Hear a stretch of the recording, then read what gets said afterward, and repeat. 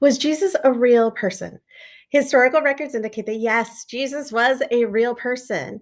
There's no archaeological evidence that he existed, but there are historical records. These records are mainly recorded in the Synoptic Gospels of Matthew, Mark, Luke, and John. And there are also other Gospels that weren't included in the Bible, but that were written by near contemporaries of Jesus within decades after his death.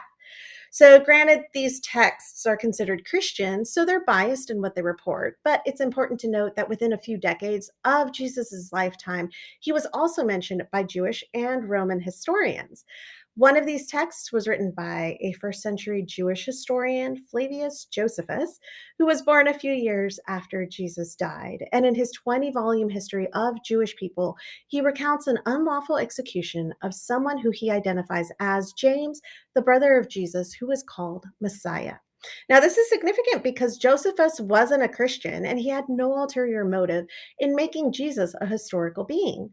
Now, another account of Jesus appears in Annals of Imperial Rome, which is a first century history of the Roman Empire by the Roman senator and historian Tacitus. Now, Tacitus mentions that Emperor Nero falsely blamed, quote, the persons commonly called Christians who were hated for their enormities. Now, Christus, the founder of the name, was put to death by Pontius Pilate, procurator of Judea, in the reign of Tiberius, end quote. So, as a Roman historian, Tacitus also did not have any Christian biases in his discussion of the persecution of Christians by Nero. So, Christian, Jewish, and Roman historical texts all indicate that Jesus was a real human being that existed.